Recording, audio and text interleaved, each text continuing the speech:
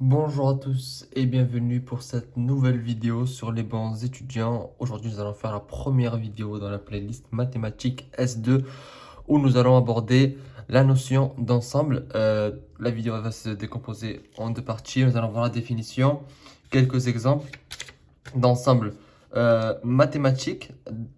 Tout d'abord un exemple d'ensemble, on va dire dans la vie générale qu'on peut rencontrer dans un problème économique, puis des ensembles mathématiques qu'il faut impérativement connaître. Donc il y en a plusieurs qu'il faut absolument maîtriser. Et puis nous passerons à la prochaine vidéo. Donc tout d'abord, commençons par définir qu'est-ce que c'est qu'un ensemble. En fait, un ensemble, c'est tout simplement une collection d'objets appelés éléments de cet ensemble.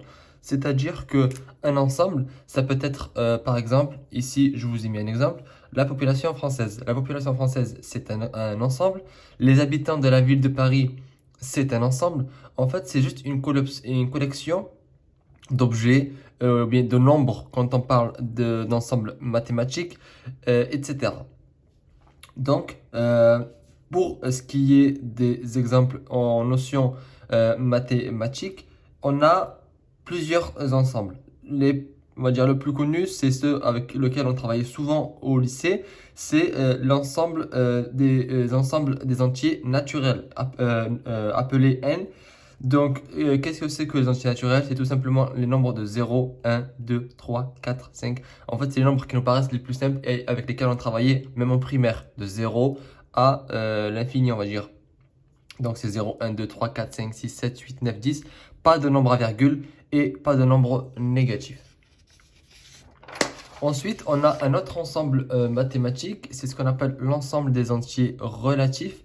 Et là, en fait, on va juste ajouter aux entiers naturels les nombres négatifs, donc à partir inférieur à 0, mais toujours entiers, c'est-à-dire que il n'y a toujours pas de virgule, c'est juste, on va prendre par exemple moins 5, moins 4, moins 3, moins 2, moins 1, 0, 1, 2, mais il n'y a pas de virgule. Et ce sont encore des nombres entiers, mais on inclut, comme je vous ai dit, les nombres négatifs.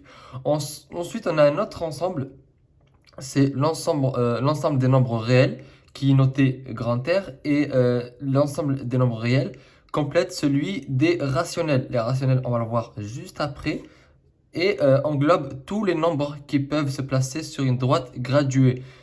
Et par exemple, la racine carrée de 2, pi, etc.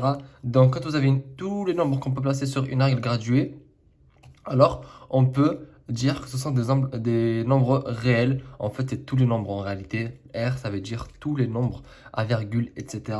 Ça, c'est juste des exemples. La racine carrée de 2, c'est un nombre avec beaucoup de virgules.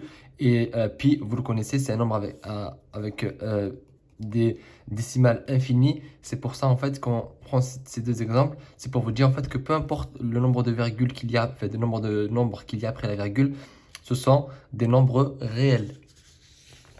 Ensuite, on a l'ensemble des nombres relatifs. L'ensemble des nombres relatifs, c'est ce qu'on appelle les quotients d'entiers relatifs. En fait, c'est tout ce qui est nombre.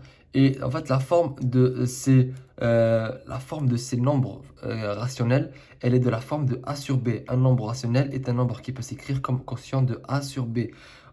Donc, en fait, on va revenir ici. Je vous ai mis quelques exemples. Par exemple, 3,5. Pourquoi c'est un nombre rationnel?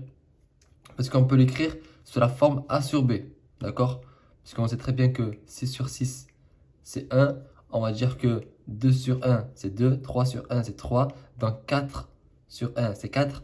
Et on est d'accord que si on veut écrire 3,5, on peut mettre 7 sur 2. D'accord? 7 sur 2, c'est égal à 3,5. Sauf erreur de ma part.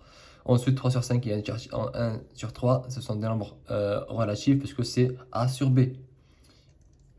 3,5 est rationnel comme tous les décimaux.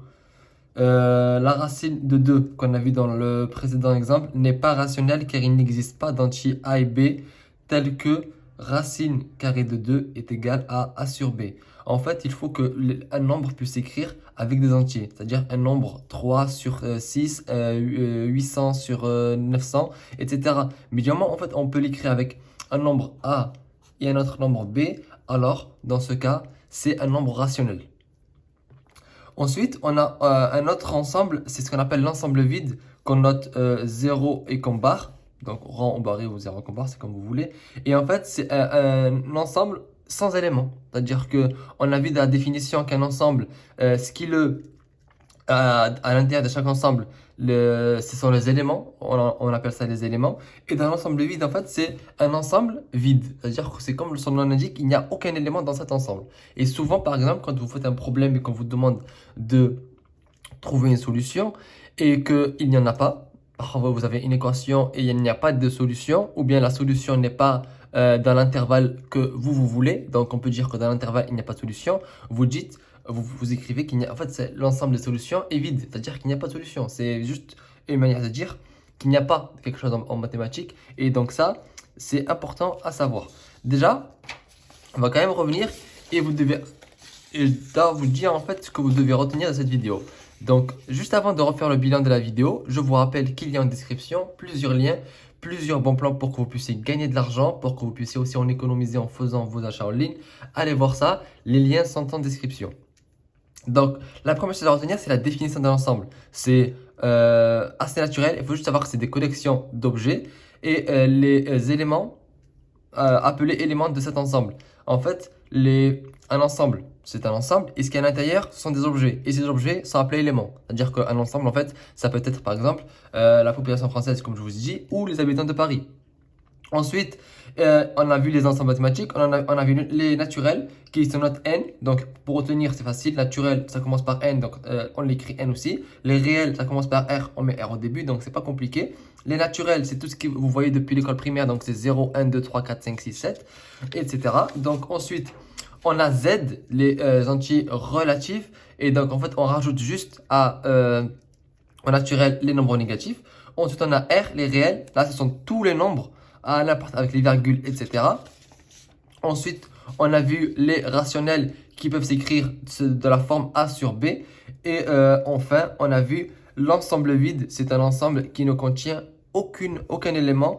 On l'utilise notamment dans les problèmes mathématiques pour indiquer qu'il n'y a pas de solution. C'est la fin de cette première vidéo dans la playlist mathématiques S2. J'espère que celle-ci vous a aidé. C'était juste une vidéo introductive pour aborder la notion d'ensemble.